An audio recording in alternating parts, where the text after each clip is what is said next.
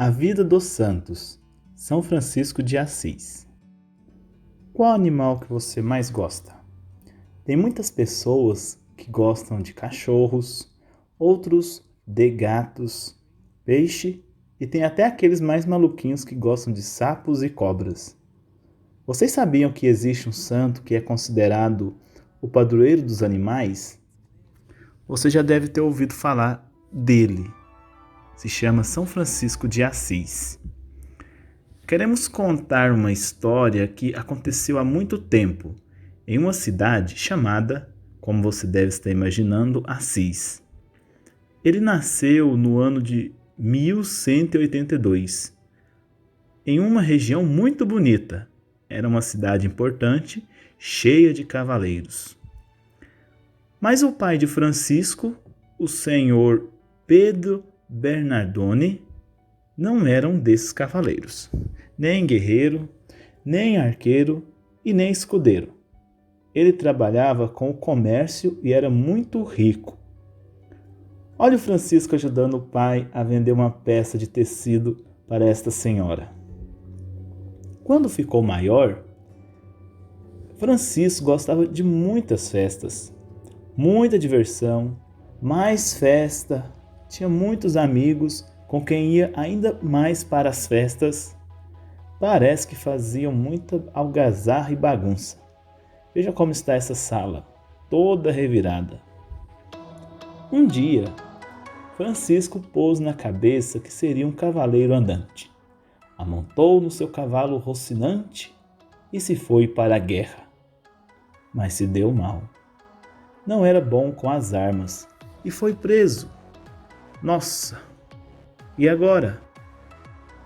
Ele teve de ficar um ano inteiro preso, sem TV, sem internet e sem amigos, até que foi libertado. Que falta de sorte! Assim que ficou livre, adoeceu. Os médicos vieram e deram-lhe muitos remédios. Ainda bem que nessa época não tinha injeções, senão ele teria tomado também. Foi quando, em uma noite, apareceu para ele o próprio Jesus.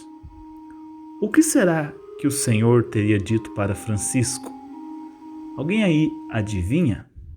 Jesus disse assim: Francisco, por que você me deixou para ir servir aos homens da terra?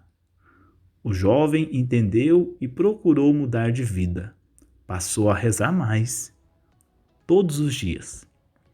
Começou a ajudar os mais pobres, dando comidas e roupas.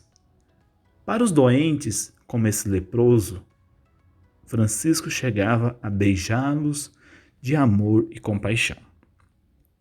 Ele passou a ir mais na igreja, rezava mais ajoelhado, todos os dias visitava a igreja. Até que o pai de Francisco era religioso, mas pensava mais no trabalho do que na família e em Deus. Um dia, ele se irritou porque o filho não parava de rezar. Ele deve ter dito: esse Francisco não quer saber de trabalhar nos meus negócios.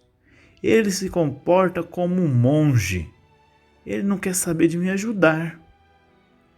Como não conseguiu convencer o filho, o pai de Francisco o levou à presença do bispo.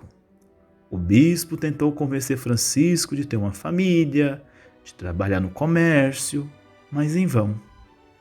O pai disse que Francisco não tinha o direito de querer ficar só rezando e que tudo o que ele possuía fora ele que havia dado.